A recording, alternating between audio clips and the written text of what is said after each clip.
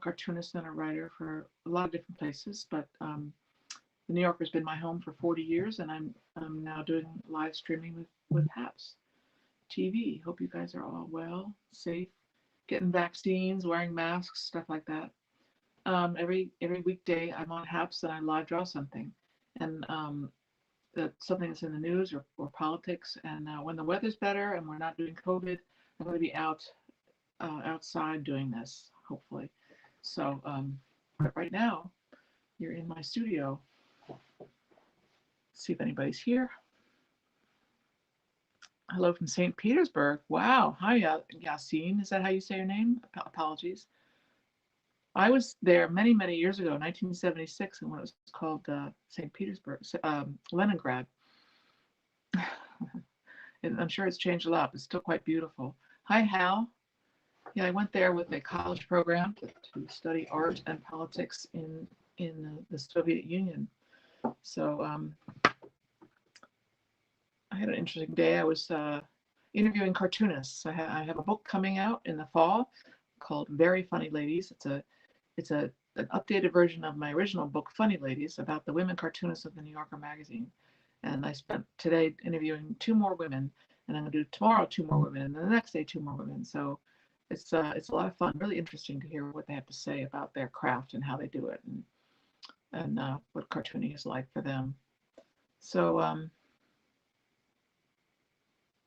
oh, you're in St. Petersburg, Florida. Sorry, I jumped to that Russia connection. Sorry about that. I've never been to St. Petersburg, Florida. I'm sure it's a bit different than the one in Russia. Why do you think it's called St. Petersburg where you live? Tampa Bay area. Do you know why it's called St. Petersburg? Is there a connection to Russia somehow? I'll let you answer me, and I'm going to turn this around while we're talking and start drawing. So anyway, today I thought I would draw something that was in the news. You know, the impeachment articles have been delivered, and there's going to be a trial. They took a vote, and in the Senate, and 55 to 45 in favor of going on with the impeachment trial. But that shows you how many Republicans don't want to go on with it. Many of them say it's illegal, it's unconstitutional, we don't need to do it. I don't know what all the reasons are, but only 5 GOP senators thought we should continue with the impeachment trial of Donald Trump. Looking at my pencils, my pens, looking for the one I want to use. These are not, these are markers, which are very nice, but I generally use dip pens, crow quill pens. I'm going to use this old favorite. So, so the GOP, many of them, not all of them, are just choosing to ignore what happened, or don't think that Trump had much to do with it. And then there's the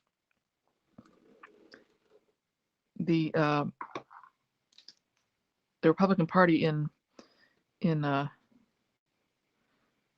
sorry, I'm having to concentrate a little bit. In Oregon, and I'm going to read you the headline. They put out a proclamation or some sort of thing, and the headline in the Washington Post is Oregon Republican Party falsely calls U.S. Capitol riot a false flag meant to discredit President Trump. And so what they're saying is that their official position falsely claims that the entire episode, storming the Capitol episode, was a false flag operation staged to discredit and discredit the GOP and silence Trump supporters and give Biden more power.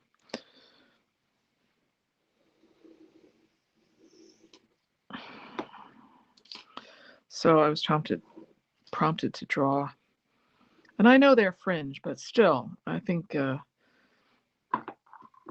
many of the Republicans in the Senate and Congress are just acting irresponsibly and not holding Trump accountable. What are they afraid of? I don't know. Does he still have so much power? It's frightening. So I'm drawing the symbol of the Republican Party. For some reason, this pen is not holding the ink the way I want. to. And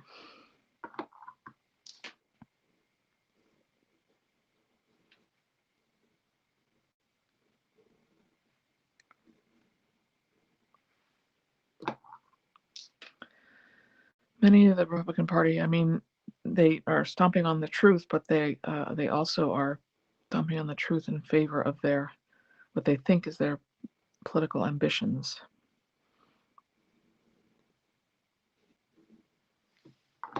Can you see?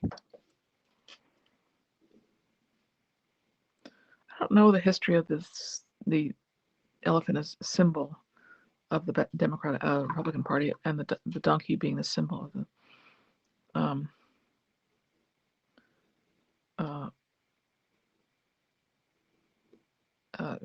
the Democratic Party. But it's pretty old. It's pretty old symbolism. And I'd love to read about that. I just never have.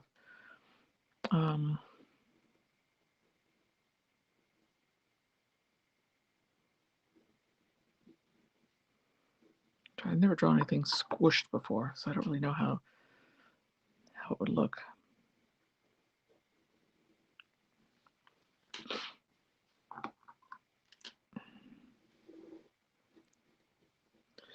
If you just joined us and you're on another platform, you can be a part of Happs, get their app, and create a user page, and look for people to follow. Everybody's live broadcasting around the world. There's people from all over the world.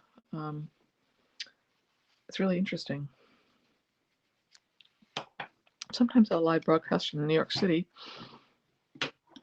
So now I'm going to add black, and I use this black cake, which I really like. It's graphite.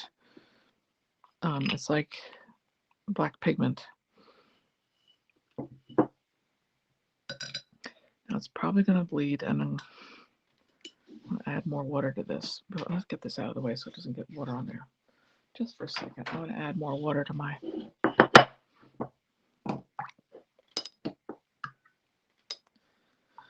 ceramic palette, because I know I'm going to need a lot of water. In fact, I wish I had a bigger brush, but I don't, for doing this elephant.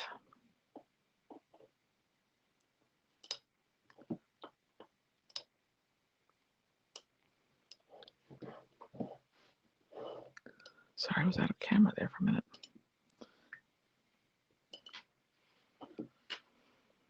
It's a little dark.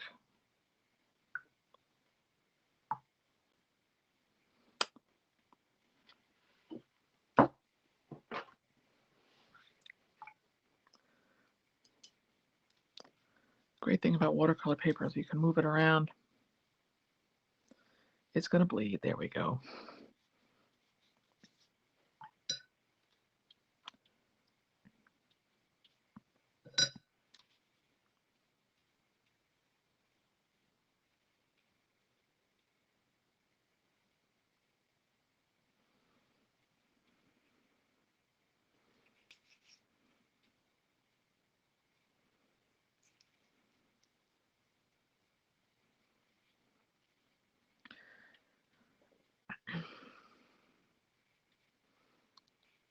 I like when watercolor paper makes these accidents, like interesting puddles and accidents of color. But it takes control, and I'm not really good at it. I'm not schooled in watercolor paper. Just making, you're watching me learn. But the other day I decided I really wanted to experiment with watercolor paper more.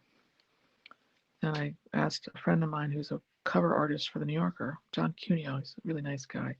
So what paper do you use? He told me, and I went and got some.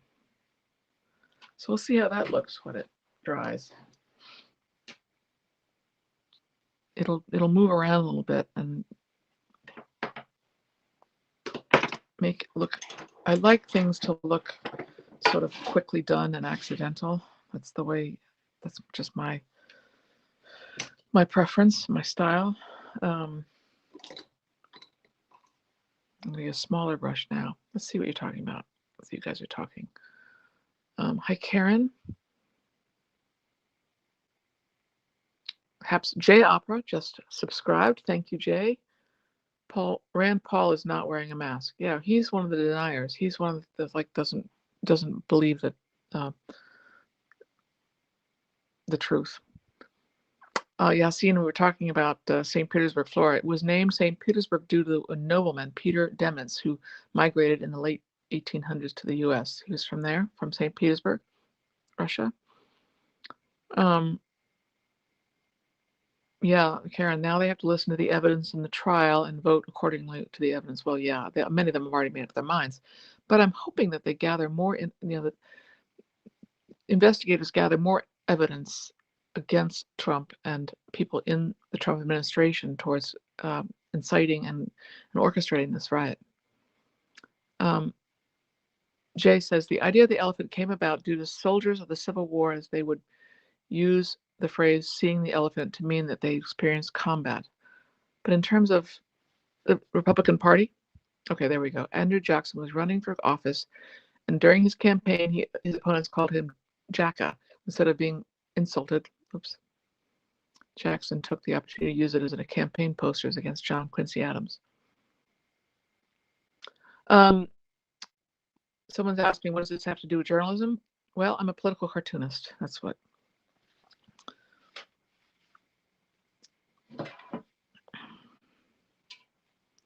I'm an opinion journalist. That's not really the red I wanted. This red, well, I think it's fine. I don't want it to bleed. See, I wanted the elephant to bleed, but I didn't want this to bleed.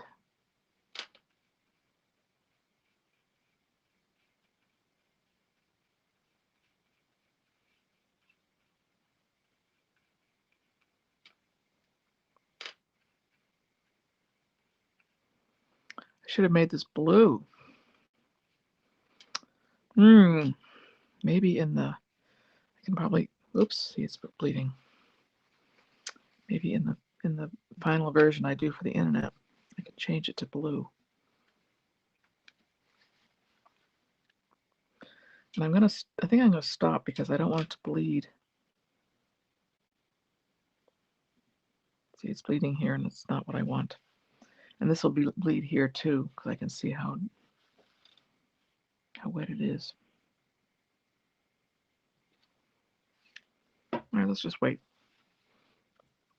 I'll take this out of the holder and see what you guys are saying.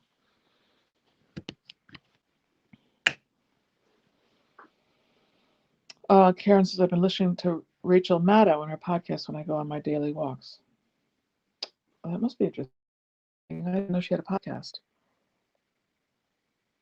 Thomas Nast. Yeah, Thomas Nast. Jay says Thomas Nast was the donkey is a symbol of the entire Democratic Party. Yeah, I knew that. I mean, I didn't know that. Sorry. I knew that Thomas Nast created Uncle Sam. That particular iconic image, which I don't use, and I don't know many cartoonists who do. Some do, but I'll put this aside for now. I turn you around and say hello.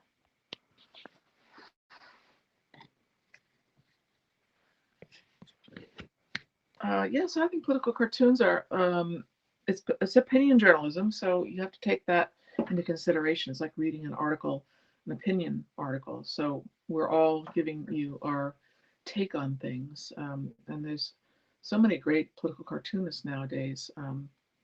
Not many women. There's Ann Telnis and Sidney Wilkinson and Jen Sorensen and some other people that I'm not real familiar with. I know those personally, so those are the names that come to my brain immediately.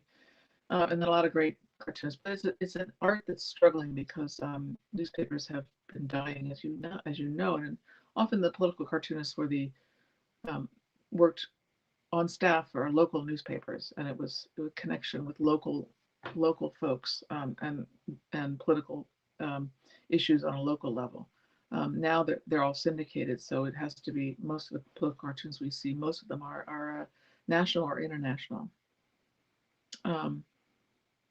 I do a lot of international cartoons. Haven't lately, but I know a lot of international cartoonists, and it's a wonderful group of people, and I really love knowing them and seeing their work and seeing how they interact with um, in the news in their countries, and it tells you like what's going on in their countries, what they're drawing about, and how they see us too. Um, Jay says that the elephant didn't start to take hold as a GOP symbol until Thomas Nast, who considered the father of the modern political cartoon, used it as a 1874 Harper's Weekly cartoon. Yeah. Karen, often these cartoons are spot on. Yeah, I mean, sometimes we are, sometimes we're not. Sometimes we miss it completely. Sometimes we offend people. But so do opinion writers. As for me, it's a dialogue. I'm not looking to offend anybody. I may inadvertently end up offending somebody sometime, but I try to have cartooning as a dialogue. Like, what do you think about the GOP stomping on the truth? Do you think I'm off base or on the mark? Um, Most political cartoonists that I know, I say most, not all, are um, liberal leaning or uh, centrist, moderate, or to the left. Some of them are very left. Um, there are a few right wing political cartoonists. I don't know why that is, why the imbalance is there. Um, but it's interesting group of people. I'm on the board of the American Association of Editorial Cartoonists, which is a group in this country of cartoonists. And it's struggling. It's a difficult time for cartoonists. There's uh, not a lot of markets. Let's put it that way. I worked for the New Yorker, and I've done political cartoons for them for 40 years, off and on, between mixed in with the cartoons about life. But I feel very lucky to be able to do what I do. All right, well, I'm going to end that here, and thank you for joining me. I'm here every weekday at 6 o'clock with Happs TV. And again, if you want to get the app, it's really easy to do, and you can sign on and follow all kinds of people and follow me if you want to know when I'm going to go live. And you can also be a supporter. You can support different people by giving them a monthly, be a sponsor, give them a monthly small amount of money, and we really greatly appreciate it. So check it out. It's a startup. It's a great app. It's an interesting app, and you get to hear from people all over the world. So thanks for joining me. Stay safe, wear your masks, and I'll see you tomorrow, same time, same place. Bye, guys. Thanks for being